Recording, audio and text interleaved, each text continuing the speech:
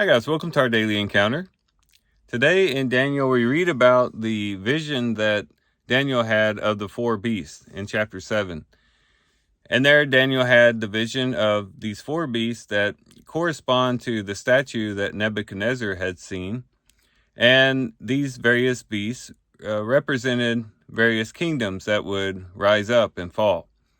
You had the lion, which was like a cherub, that symbolized Babylon. You had the bear that symbolized the Medo-Persian Empire, with its one side raised up, symbolizing how Persia was going to be the stronger of the two nations. And then you had also the leopard with the four wings, which talked about how swiftly Alexander the Great would come in and take over, with the four heads that symbolize the four divisions that would take place once Alexander the Great suffered his untimely death.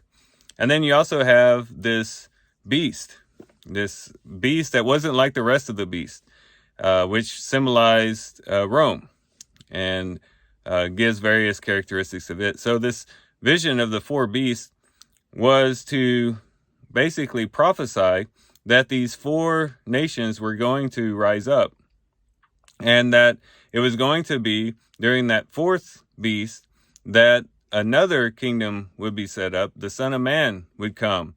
And it says that his dominion, this is verse 14, his dominion is an everlasting dominion which will not pass away. And his kingdom is one which will not be destroyed. So this fifth kingdom, we could call it, which we later find out is the kingdom of heaven, the kingdom of God, as it's described in the Gospels. Oftentimes, this is the kingdom that would come and would not be destroyed, as opposed to these other kingdoms, these kingdoms of men that would rise up and fall, only to be replaced by another kingdom, only to be replaced by another kingdom, and so on and so forth. Now, this vision was given to David, not so much just so that he could have some insight, or just so that he'd have some cool vision to write down for us to enjoy. This had a lot of practical value for the exiles at the time, and for Daniel himself. If you think about it, in their situation, this vision would have been very encouraging to them. For one, it would show that God was in control. As Daniel was able to see this vision and even have this vision interpreted for him, and they would see that God has this plan with all these different kingdoms. Babylon's on the brink of falling, with Belshazzar, as we read about in chapter 5, and him being replaced by King Darius of the Medes. They needed to understand that, hey, God is in control. You were a strong nation at one time, Judah. You had it all together, at least it seemed like it, and you fell. And the Babylonians took over.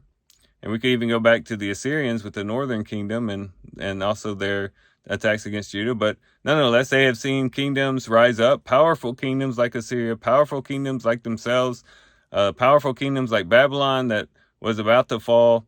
And it would be encouraging for them in the midst of all this chaos and uncertainty to know that there is a God who was certain about what was going on, who did have a plan, who did see things from a distance and was able to predict what was going to happen and even cause what was about to happen. And that can be encouraging to us too as we read this vision, to recognize that God does see things from a distance, and he does see things in the future, and he has a plan. That's important for us to understand in the midst of the trenches of the everyday life. Sometimes it's good to know that even though things in my life may look like chaos, even though things in our lives may seem like they're disconnected or disjointed, God has a plan. And Romans chapter 8 talks about the fact that he works out all things for our good and for those who love him. So that would be the first point of encouragement that they would receive, is that God is in control. It may look like chaos. It may look like all these nations that seem powerful are falling and there's no certainty, but God has it all together. He knows what he's doing. He has a plan. The second thing that would be encouraging to Daniel and the exiles would be that a kingdom was coming that would not be destroyed. This comes in the latter part of the vision where he sees this Son of Man who basically comes to the Ancient of Days, it says, and he takes his seat there. His vesture is like white snow, and the hair of his head like pure wool.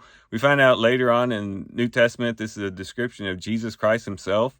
There's similarities here with this vision and also the vision that John has at Patmos in Revelation chapter 1. But nonetheless, there is going to be a Son of Man, a ruler that was going to come, who is going to establish a kingdom that would, one, destroy all of these previous kingdoms, most likely referring to the ideologies and the things of the way the worldview of all these different nations would crumble and fall at the preaching of the gospel, and it would destroy these previous four kingdoms, and then it would be established in and of itself, and it would be an everlasting dominion, one which would not pass away. The kingdom would be one which will not be destroyed, as we read earlier. And that would be comforting to know that one day there is stability coming. One day there is a kingdom coming that will not fall away.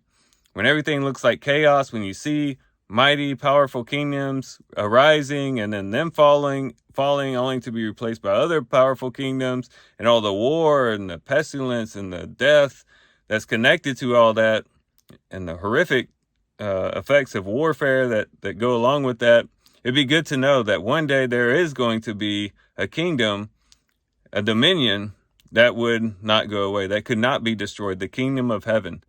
When everything is shaken on earth, these are the things that will remain, the things of heaven. The dominion of Jesus Christ will never be shaken, and that is something that one can put their trust in, their hope in, and realize that this is something that is for eternity and will never go away. So these are some things that the exiles would have taken comfort in, but we can take comfort in as well as we look at life and it's all of its complexities and uncertainties and things like that. It's good to know we have a God who has a plan. We're a part of a kingdom that will never be destroyed, that there is a future, that there is a hope, and that we just need to cling to Christ, cling to God in the day-to-day matters and get through them. And one day we will see the other side. We will see God really bring to light this kingdom that will be established and will never, ever perish or go away. So these are some things we can reflect on as we read about this vision